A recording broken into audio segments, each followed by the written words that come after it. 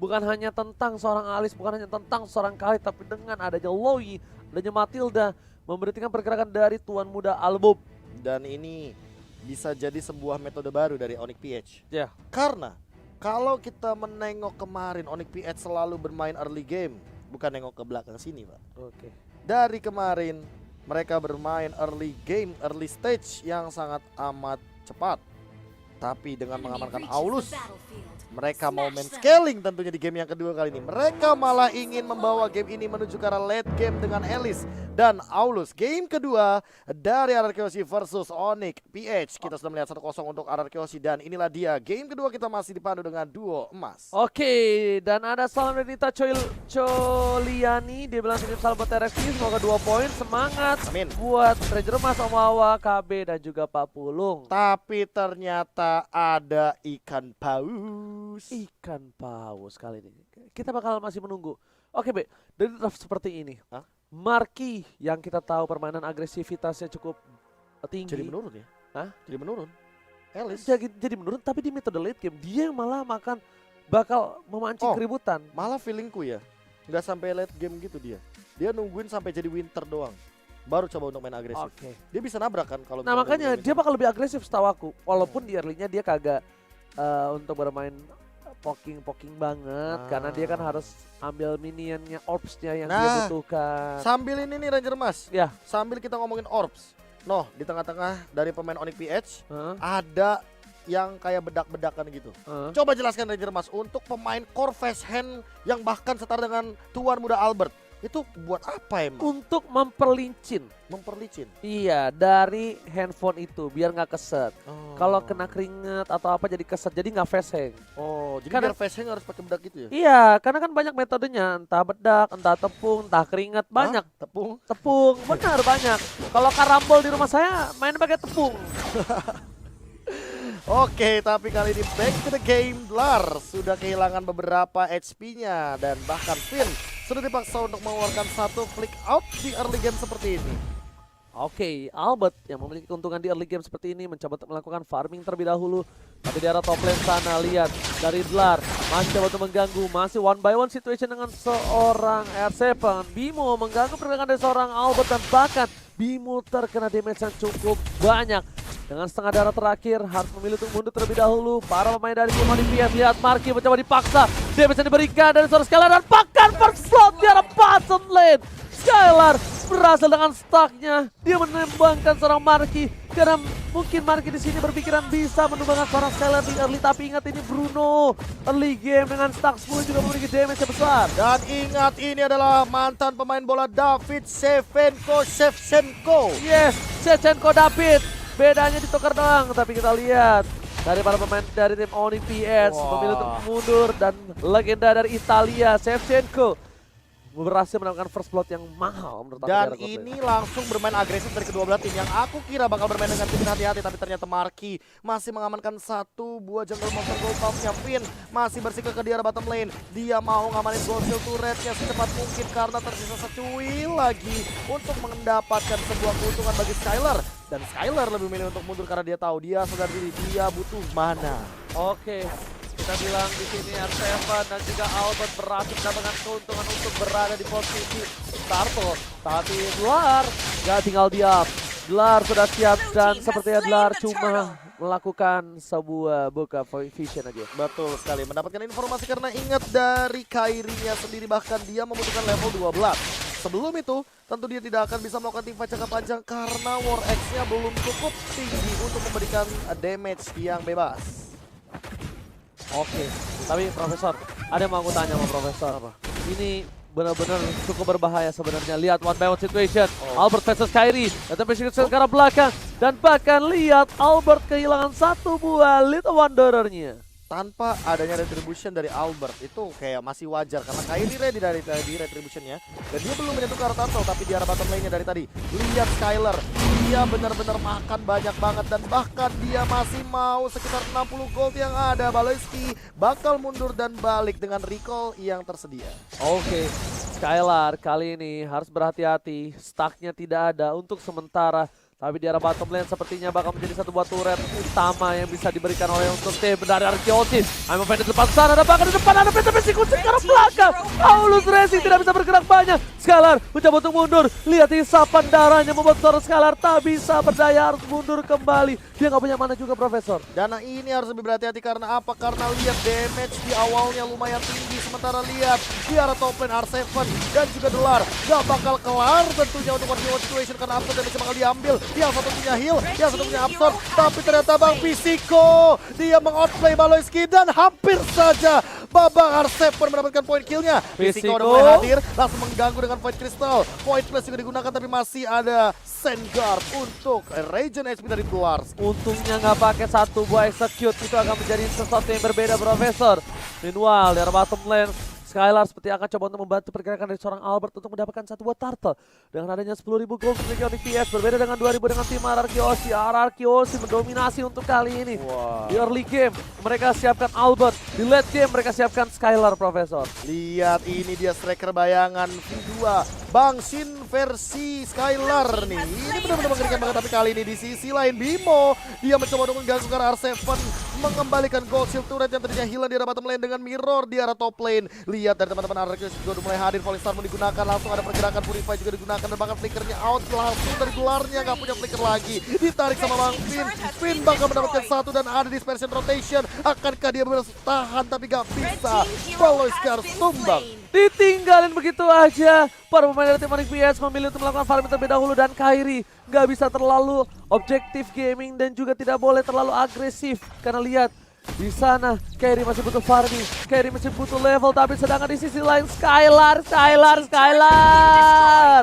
benar-benar bermain dengan luar biasa. Lihat Skylar mendapatkan satu buah objektif lagi di arah tengah, turret mid lane yang mahal sekali, Profesor. Dan ini nggak tahu kenapa ya, entah kenapa Kairinya benar-benar di shutdown farmingnya dan perbedaannya udah lumayan kelihatan. Albertnya farming dengan bebas sementara Kairi tertinggal satu level. Dan kali ini purple buff-nya bakal dimunculkan begitu saja, langsung ada diversi di arah belakang, surprise mother Psycho harus tumbang di shutdown ke arah belakang. Baloyski masih bisa surprise, sementara Tuan Muda Albert dia masih mendapatkan regen tapi tidak ada untuk waktu yang lama karena gelar langsung mendapatkan point kill lagi. 4 harus tumbang ketika langsung di sandwich dari depan dan belakang Onyx PH. Lihat itu dia serangan yang dikejutkan dari belakang yang sudah diduga-duga oleh seorang Profesor KB. Bakal ada surprise attack, Bapak Ibu, yang membuat 4 pemain tim RRQ harus hilang. Bahkan Skylar dia memilih untuk menahan flickernya karena dia tahu dia bakal bisa tumbang, pasti tumbang. Jadi dia relakan dirinya untuk tumbang, untuk menahan flickernya supaya teamfight yang selanjutnya ini bakal dipakai, Profesor. Aduh, ini yang paling mengerikan ya, Baloyski sama Bimo. Ini kayak udah satu suara banget loh, tuh liatin. Iya, guided wing-nya oke. Diversionnya tadi langsung connect 2 dan Tuan Muda Albert tidak bisa berbuat banyak walaupun dia sempat mendapatkan killing spree, tapi ternyata itu nggak cukup untuk menghindari serangan dari Delar. Oke, tapi lihat di depan sana R7 bakal coba untuk mengganggu dan ternyata tidak ada siapa-siapa. Di sisi lain Turtle diamankan RRQ, tapi lihat goldnya langsung berbeda 1000 saja. Langsung cepat banget karena dengan shutdown yang banyak dilakukan oleh tim dari RRQ. Siap-siap untuk melakukan satu buah PTP dan Tondros spot memory kali ini tidak ada. Adanya Tondros doang. Para pemain dari tim Onyx PS mereka coba untuk dihindari dari satu buah reject Sandstorm-nya. R7 berada di garis depan. Skylar masih mau lebih lihat damage yang satu kali kepokan. Bola kulit membuat benjol Dlarsky. Dan Dlarsky juga harus respect sama dealing damage. Sementara Albert udah jadi Malefic Roar. Di menit yang ke-7 dia benar-benar langsung ingin merontokkan punggung para pemain Onyx PH. Dia benar-benar bermain dengan sangat agresif dengan Lancelot-nya dan bahkan dengan hanya satu kali tumbang. Kali ini Kairi dia sendirian mau kemana, puncture kanan kiri. Tuan Muda Albo memainkan pasifnya, masih ada retribution juga, baru retribution bakal datang di sini. Bala bantuan dari teman-teman Onyx PH. Dan sementara itu Albert mendapatkan satu Baloyski, harus tumbang sendiri di depan sana. Langsung ada Legend Sandstorm dan sementara itu malah Bimo yang ditumbangkan. Ter-outplay Onyx PH-nya. 3 harus hilang dan bahkan Kairi akan menjadi korban selanjutnya. Double kill dari R7 dan 4 sudah hilang. Oh, sorry Kairi, no, aku tidak mengincarmu tapi Baloyski lah target utama dari seorang Tuan Muda Albert. Targeting yang benar-benar bagus, lihat langsung dipastikan Baloyski tumbang dan setelah itu dia relakan dari seorang Kairinya. Kairi bukan menjadi salah satu utama target dari tim RRQ, tapi melainkan adalah side dish, Profesor. Side dish, makanan yang bukan jadi makanan utama ya. Bukan main course-nya. Bukan main course-nya. Karena kalau misalnya main course-nya terhadap seorang Kairi, mereka bakal berhadapan dengan seorang Baleski yang sebenarnya itu lebih berbahaya dibandingkan Kairi. Melihat tim fight dari RRQ Hoshi, Profesor. Dan dia juga udah punya Ancient Talisman, jadi cooldown-nya nggak main-main. Dispersionnya bisa dilontarkan berkali-kali. Apalagi ini kalau seandainya menuju ke arah NOD, mau nggak mau R7 juga nggak boleh asal-asalan untuk masuk. Walaupun dengan KDA 404 yang not found, dia tapi at least untungnya udah punya Oracle. Jadi udah aman. Regen HP-nya dan juga absorb-nya masih bisa menyelamatkan hari dari Bang Otto. Oke, tapi lihat udah terlihat ada orang di depan sana. Bimo lihat langsung berkumpul semua, regroup sama-sama. Maka Tuan Muda Albert tidak boleh terlalu dive in. Tuan Muda Albert tidak boleh terpancing dengan adanya pergerakan dari seorang Kairi di arah bottom lane, Profesor. Dan ingat ini dari Marky sih. Skylar harus berhati-hati karena Marky sudah mulai memasuki fase late gamenya.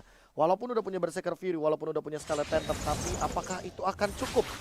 Karena magical damage yang diberikan dari Marky itu kan damage-nya ada yang DPS, ada yang burst damage. Tapi di sisi lain Finn yang balik kejar, dia sendirian di depan sana. Apa yang bakal dia lakukan? Flick out karena belakang.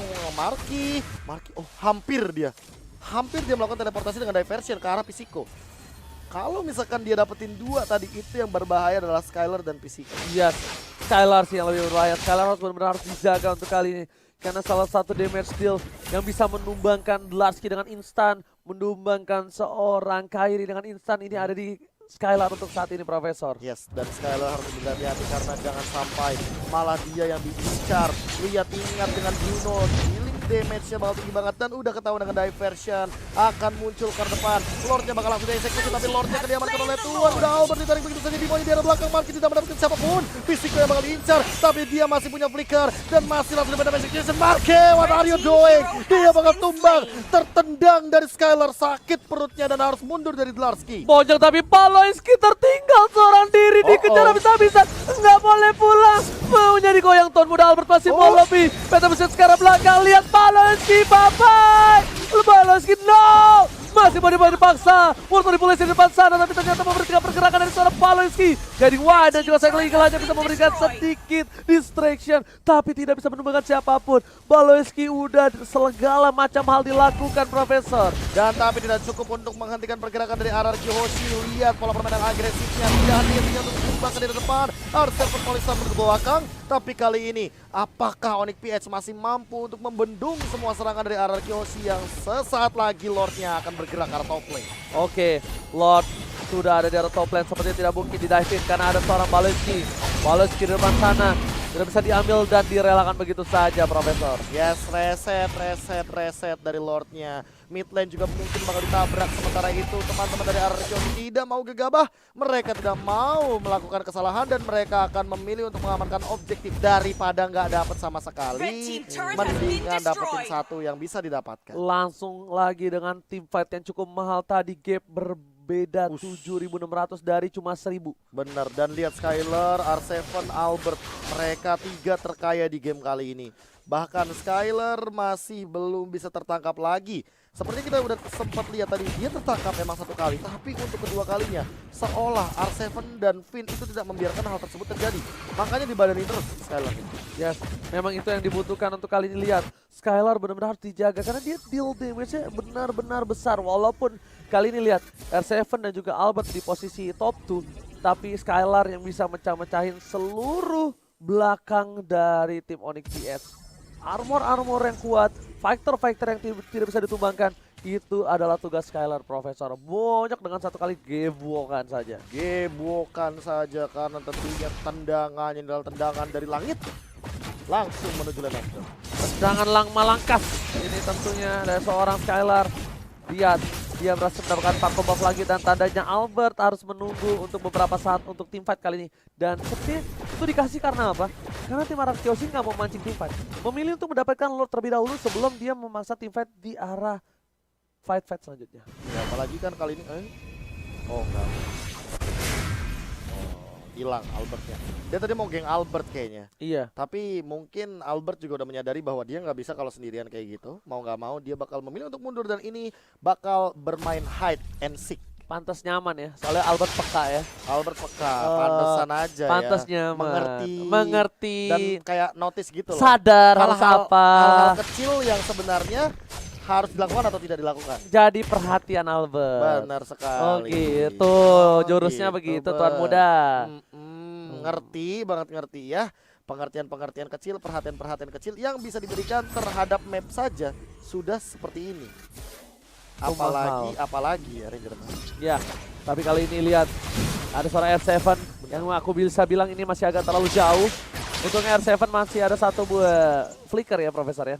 Lihat mencoba dilakukan ganking oleh Sarmunder, bahkan flicker baru diomongin. Udah tidak ada flicker lagi. Blarski mencoba ditangkap, tapi lihat Regin Sestrom harus mundur. Jadi tandanya ada beberapa informasi yang diberikan membuat mereka harusnya bisa mendapatkan Lord kali ini. Lord di 5 detik lagi. Mau nggak mau harus setup terlebih dahulu karena apa? Karena mereka punya Skylar. Tapi ingat, Skylar juga tidak boleh terkena dealing damage dari Lord terlalu banyak. Ya. Karena putaran dari Lord ini kan bisa mematikan seorang Skylar. Yang kalau nanti ternyata ada Marky loncat dan jangan lupakan juga Baloiski. Dia punya diversion. Yes, benar banget. Lihat air panas air dinginnya bisa benar-benar cukup berbahaya, tapi R7 di depan sana. Informasi telah diberikan. Skylar bakal berhasil mendapatkan satu. Coba dipasang Bimo di depan sana, tertangkap. Bimo Arsila. Tapi lihat R7 mengganti rotasi yang diberikan oleh para pemain dari tim RPS. Tuan muda Albert masih mau lebih. Baloiski hilang. Satu kali sabetan monster kill dan tanpa ada Baloiski di saat Papa Lord ini menjadi bencana. Bencana kecil karena tentunya 25 detik lagi. Harusnya Baloiski udah ready untuk melakukan team fight selanjutnya. Windtalker sudah diamankan oleh Skylar. Bahkan Immortality dari Babang R7.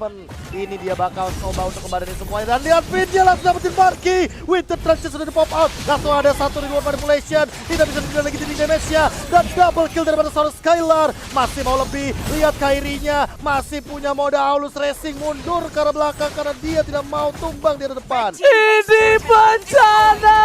R7 masuk terlalu dalam. Tapi ternyata Lordnya kali ini menuju ke arah belakang. Tapi Bimo tersisa di sana. Mencoba dilakukan satu buah push. Menuju ke arah belakang. Dan disisir. Ararkiosi berhasil membawa Indonesia ke babak selanjutnya. Pisiko. Dia menjadi camat. Bergerak. Tim lawan tentu tamat.